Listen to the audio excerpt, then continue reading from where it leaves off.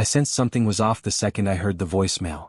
Not because of what was said, the words were cold, practiced, polished, but because of the pause before them. That subtle, empty hush, like the air had stiffened just to deliver the blow. Your reservation has been cancelled at the request of the couple. Deposit is non-refundable.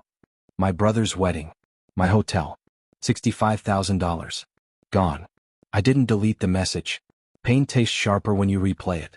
People imagine betrayal as sudden, like a slap. Mine felt slower, methodical, like being chiseled away piece by piece. Michael had been my shadow since childhood. Always there, laughing when I laughed, crying when I cried, swearing he'd never leave my side. We shared bunk beds, whispered dreams in the dark, secrets too big for anyone else. He made me feel destined for greatness, and I believed him. So I bought the hotel. Marble floors, sweeping city views, crystal chandeliers that looked like frozen rain. He toasted me then, eyes gleaming with what I thought was pride, or maybe it was something darker. Months before his wedding, he asked me to host it. Claimed no one else deserved his biggest day. I handled the upgrades: catering, open bar, hand-stitched linens, even the presidential suite. I did it because that's what an older sibling does. They give. But giving only hurts when the other person only takes. The shift was subtle. Calls went unanswered. His voice stiffened. The wedding planner's questions grew sharper, probing. Then I saw the guest list. My name wasn't just missing. It was erased. I didn't confront him. Didn't yell. Didn't blink. If he thought he could blindside me, he had forgotten who I am. I didn't build a luxury hotel with charm alone. I used strategy, patience, precision. Michael had miscalculated. I planned quietly. My lawyer added a clause. Events may be cancelled at management's discretion if contractual obligations are breached. My staff took cues: inventory audits, security checks, subtle schedule inquiries, everything feeding me the exact timeline.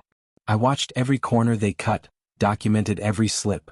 Rebecca, his fiancée, confirmed it all. Days before the wedding, I overheard her in the lobby telling the planner, "She's desperate.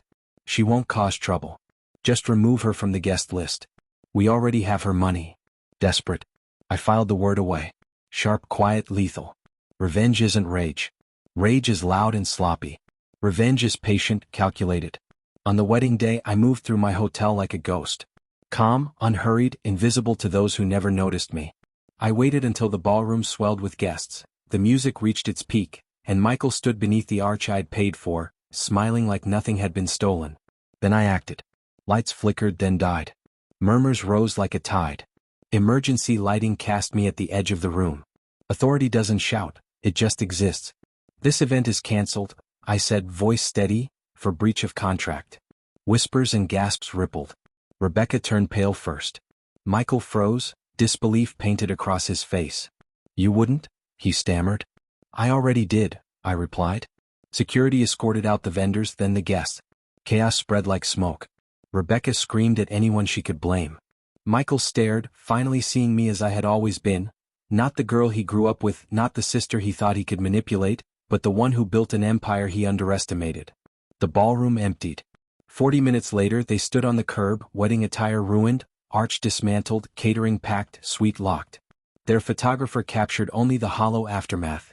Two people realizing greed had cost them everything. I didn't reclaim the $65,000. I didn't need to. What I gained was sharper, cleaner, lasting.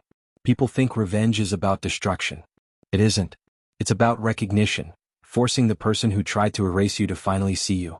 When Michael looked at me from the driveway, stripped of his perfect day and perfect illusions, he saw me. That moment was worth more than anything they tried to take.